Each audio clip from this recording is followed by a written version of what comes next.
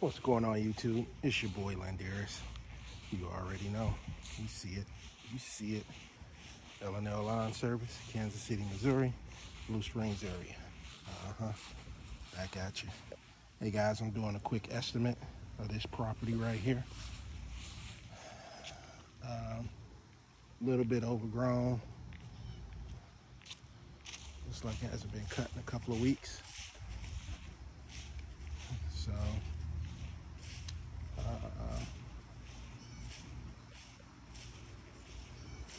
just taking a look at some of the things that I'm looking for. Yeah, it's certainly overgrown back here in this area. I'm not sure if this is part of their property, but you got to charge for that if they want that weed eat it. You can't get a mower in there. You just got to go all the way down and weed eat it. So it's probably part of their property. Yeah, possibly. Or it's the neighbor's property because they got the gate right there. So that's probably, they probably wanted a wooden fence up and putting it up against this metal fence. So it's probably the neighbor's property since it got the wood planks and everything. But yeah, pretty nice size, big backyard. I mapped it out as 15,000, a little bit over 15,000 square feet, just because it's a big backyard, as you can see. Looks like they got tree branch that fell down over there. You can you can quote them a price for that. I can have somebody come out and take a look at that, get an upsell on that. But yeah, it's just basically knocking down all the weeds coming in. It's almost like a cleanup, knocking all these weeds down.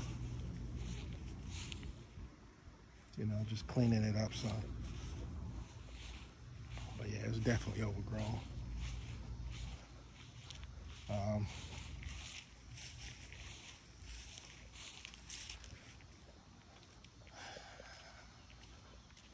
Looks like they tried to cut it a couple of weeks ago and they just leave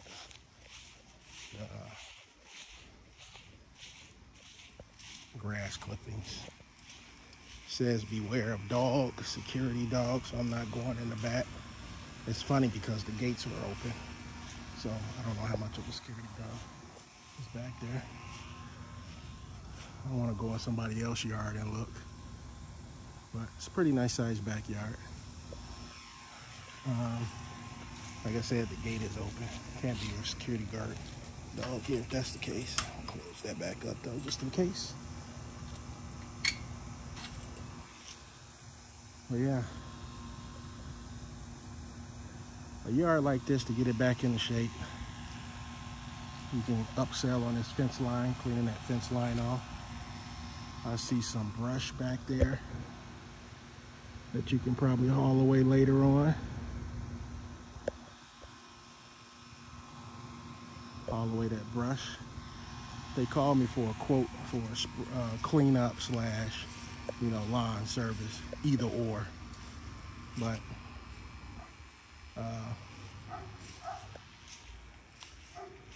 yeah, what do you guys think? What would you guys charge? Over 15,000 square feet, overgrown. All that needs to be weed eated. Spray some of the cracks. Yeah, I was out and about, got this phone call, so I decided to come and take a look at it. Y'all see what I mean. I got some dogs around here. Anyway, yeah, I'm not in a work truck, not today.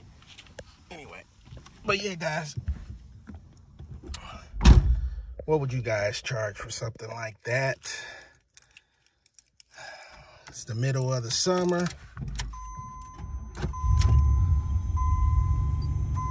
Middle of the summer.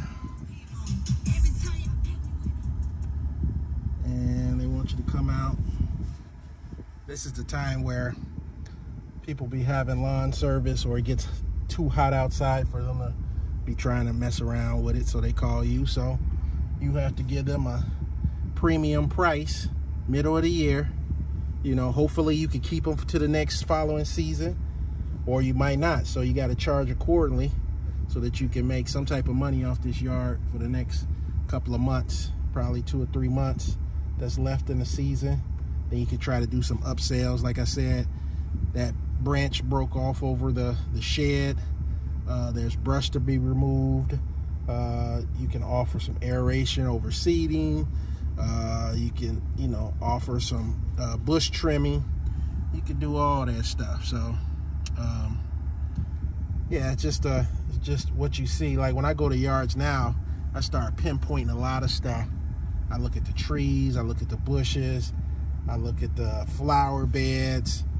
I'm looking at all this stuff that I can kind of upcharge or suggest that they need to get done or should get done, and then go from there, you know. So I'll probably just shoot them a text back of my quoted price, you know, and go from there. But yeah, what would you guys charge for that? Take a look at it again, break it down. It's overgrown. They haven't really been maintaining it. If they cut it a couple of times, let a month go by or a couple of weeks go by, and then they try to cut it again, because you could tell with the it's overgrown, and they probably using a lawnmower, and it's leaving, you know, dead grass behind and stuff, and dead clippings and stuff like that. It's not either mulching it up or they're not bagging it. I'm not gonna bag it either, so it's no big deal. But still, yeah, it's a nice size yard. Now, are they going to be willing to pay the price? Who knows? I don't try to judge anybody. You never know. You just give them your quoted price, and then you move on. It's either a yard that you're going to do or a yard you're not going to do. You know, when I first started out, I was kind of, you know, and everybody's like this. They want to get clients under their belt. Now, I have a different perspective because I'm doing the work. If I'm not doing the work, I'm still going to try to charge the same price. But if I'm not doing the work, then, you know, I'm looking at having somebody working for me. You know, I'm still going to try to charge a premium price. But sometimes, you know, you could drop it a couple of dollars, just a couple of dollars, that where you can get that customer reeled in. And they do this with all business. They get you reeled in, and then the next following year, you know, within the mid-season or at the beginning of the year, you bump the price up to what you originally wanted to quote them. And either they're going to go with it or they're not. So it's just different tactics that you could do, you know, to reel a customer in, and then do the good work that you do, and then bump the price up a little bit to where you originally wanted to charge them first, but you want to reel them in sometime. But at this stage, if I'm doing the work, I want the full price, because I'm actually out here doing the work. So I'm gonna be more, man, I'm charging for this. Now if I got help and I'm trying to keep them busy and things like that, then that's a different story. I can still charge that premium price, and I can also bump it down a little bit, a couple of dollars, just to reel them in. So yeah, that's about it, guys. You know,